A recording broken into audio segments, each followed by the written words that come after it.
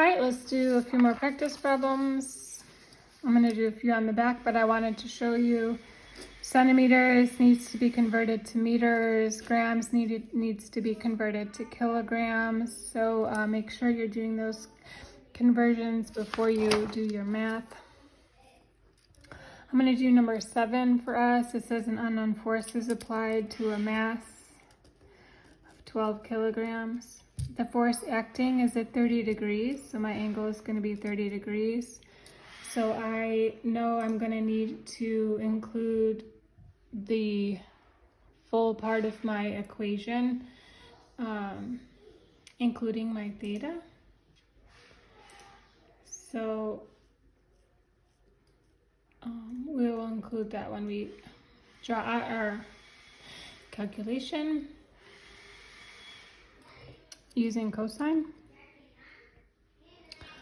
Okay, determine the force acting. We're looking for the force through a displacement of 22 meters, and it's increasing its speed from 11 meters per second to 26 meters per second. So is energy conserved? It is not, because some positive work is being done. Positive work is being done because I'm going from some lower kinetic energy to some higher kinetic energy. So my energy is not being conserved, right? Some positive work is being done. When I write this conservation of energy statement or my work energy statement, I'm going to say that my work cosine theta, because I've been given a theta in my problem, is going to be equal to my kinetic energy minus my initial kinetic energy. We have a lot of these variables and we're asked to solve for my force. So when doing this, I can divide both sides by d cosine theta, or I'll just plug the numbers in and do it after we plug our numbers in. So my force is what I'm looking for. My displacement is 22, cosine of my angle, which is 30. My mass is 12. My final velocity is 26. My initial velocity was 11. So you see I have all of my variables except for my force. Now I can plug in everything into my calculator and see what I get.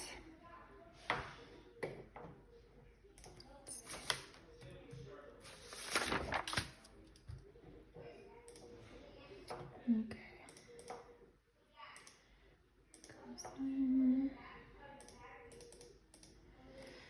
All right, this is going to be 1905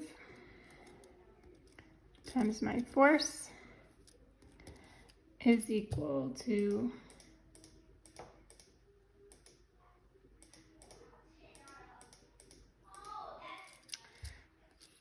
4056.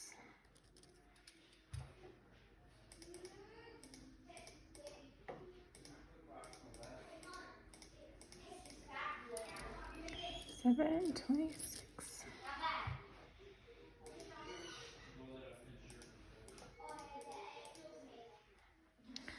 All right, so this is going to be 3330.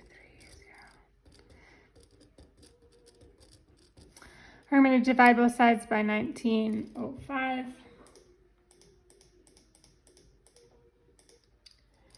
Giving me a force of 170, I'm rounding, 5 newtons. So you'll notice this is a work energy theorem equation expanded. I know that work was being done because I had a change in energy. And let's check out another one here. Let's do number 10. It says,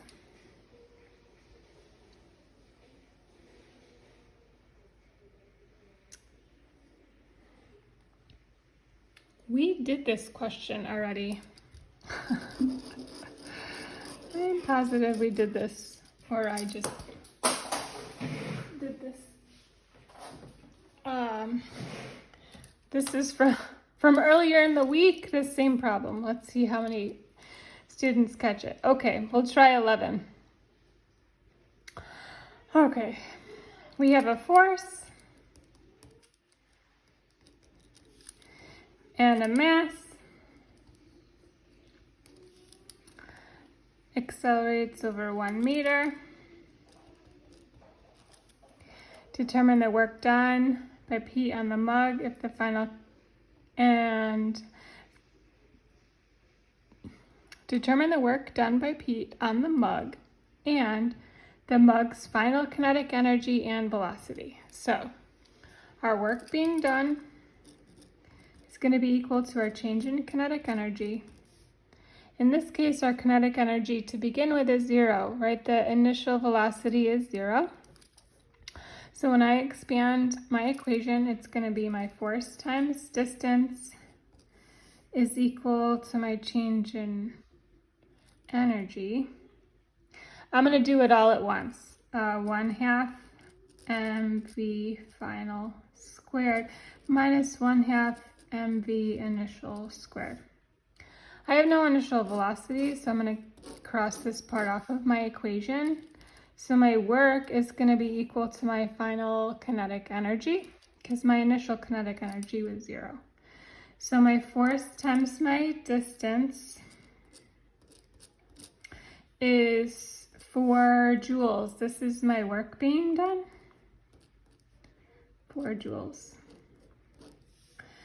But it also, so that's my work being done. It also asks for the final kinetic energy. My final kinetic energy is also going to be 4 joules because my work is equal to my changing kinetic energy. And if I have no initial kinetic energy, my work is going to be equal to my final kinetic energy. And now I can find my velocity. So the work is equal to 4 joules. My final kinetic energy is also equal to 4 joules. And then I can say 1/2 my mass, which is 1 times my velocity squared. So 2 times 4, if I want to get rid of the 1/2, I'm going to multiply both sides by 2, giving me 8 is equal to v squared. Square root both sides. Gives me a final velocity of 2.8 meters per second. So this was the first thing, the second thing, and the third thing that was asked for in this question. All right, the rest are similar. Let me do one more. I have a few more minutes. So we got a mass of 600 kilograms. And it's moving with an initial velocity of 20 meters per second.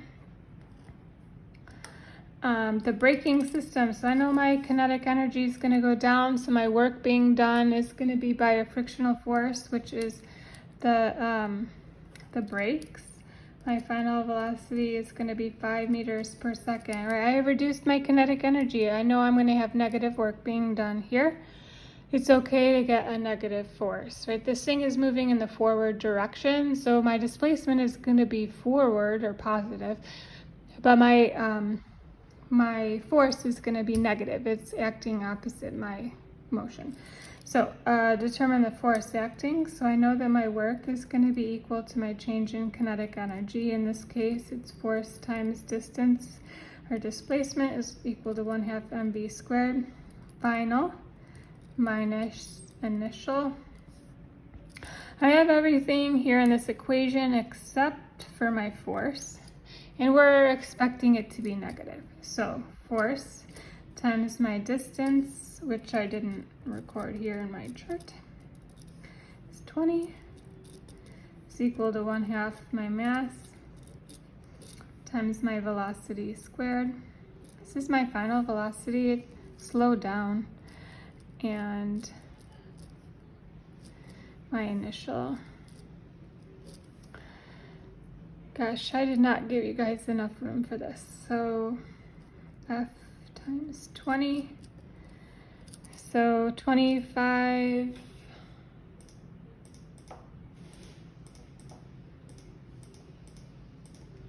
This is going to be 7,500.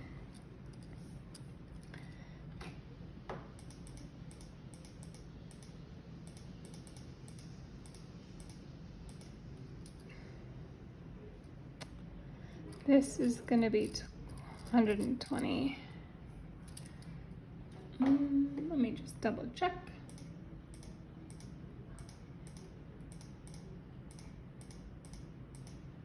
All right, and then when I take the difference between these two,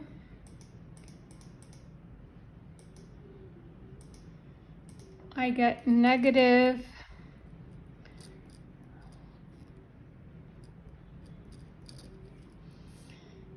'kay. And then I want my f by itself, so I'm going to divide both sides by 20. Oops.